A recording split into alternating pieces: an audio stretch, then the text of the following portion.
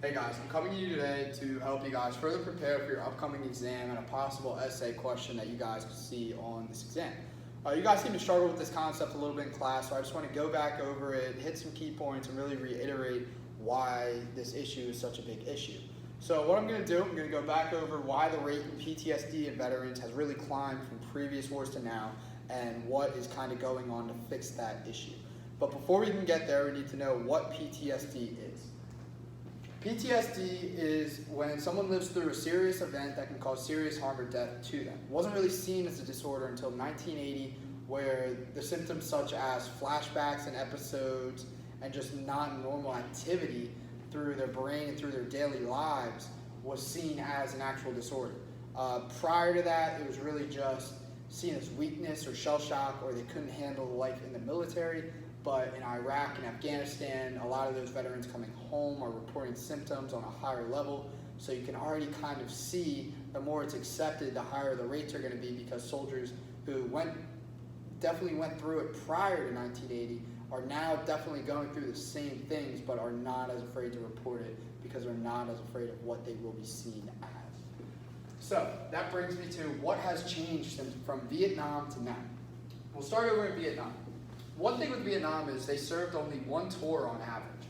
That's not the case in Iraq and Afghanistan. You had guys serving 2, 3, 4, even 5 tours, and that's 10 to 15 years of their life in just an absolute war and combat zone, and that's not good. Like I said, a lot of these veterans from Vietnam, they struggled too, but they were only there for a year. So it's easy to talk yourself through a year, easier to work through a year than it is 10 to 15 years of absolutely brutal combat. So another thing is, for every one soldier that died in Vietnam, 2.6 made it back home. That's only 1.6 more soldiers that made it back home than those who died. That's almost 50%. That's just not good. But in Iraq and Afghanistan, 15 to 1 was the kill ratio.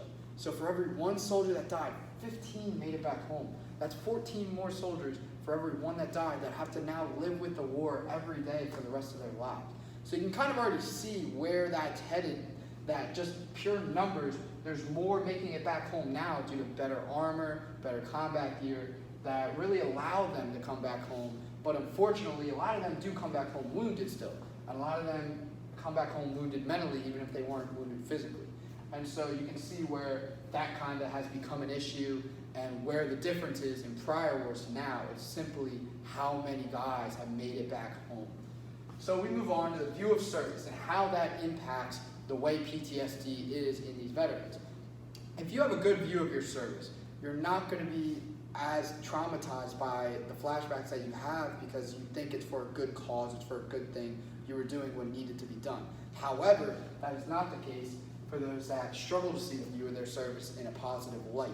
They are really traumatized by the flashbacks, because if they didn't like it the first time they did it, they're certainly not going to want to relive it day in and day out, and it's just not a good thing for them to be going through.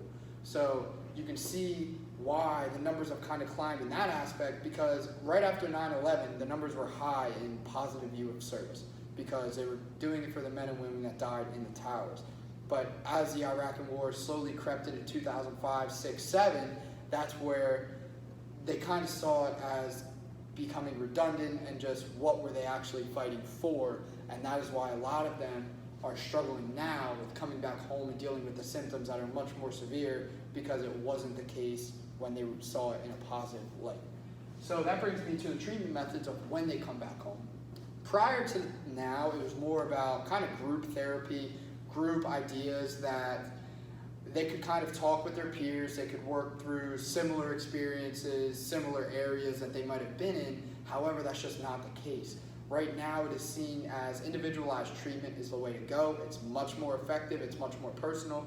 That being said, group therapy is still a great thing, but only coupled with individual therapy. Because a lot of the pride that the men and women of the military have are that they're not going to want to talk about it in front of their peers and show weakness, as they say it is weakness, even though it clearly is not.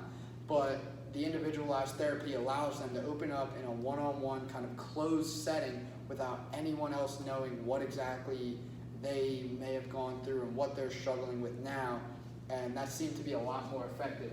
Only 32% of vets significantly reduced their symptoms when it was in a group therapy setting, and that's just not high enough. That leaves 68% of them that are still struggling when it was just group therapy, which is why this individualized treatment is hopefully going a long way to cut down those numbers that have climbed from Vietnam to now. So some of the underlying causes that, in fact, I just found out when I researched this, was the sexual harassment, the sexual assault in the military. It was found that 23 out of 100 women were sexually assaulted in the military, while 55 out of 100 women and 38 out of 100 men in the military reported sexual harassment.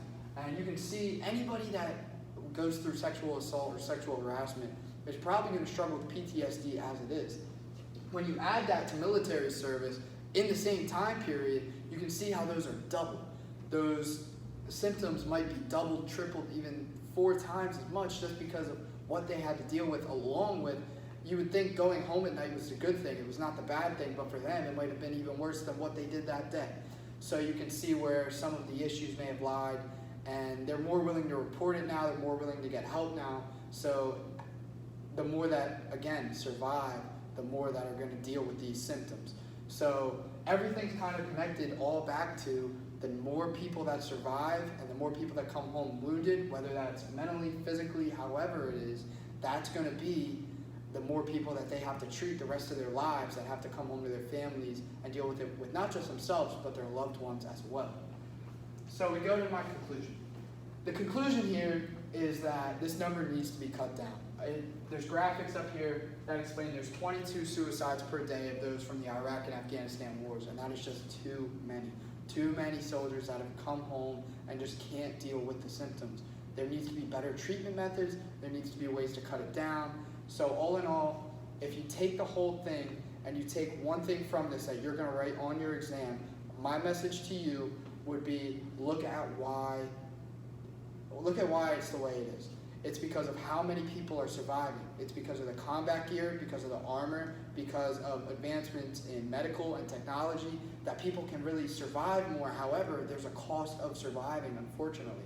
There is a cost to come home to your family, because now you're going to have to live with everything that you saw and had to experience in some of the toughest parts of their lives, and some of the toughest parts of America as a nation. So I thank you guys for watching. I really hope this benefits you guys. If you have any questions, like I said, come see me before the test on Monday, and I hope you guys do well and study hard. Thank you.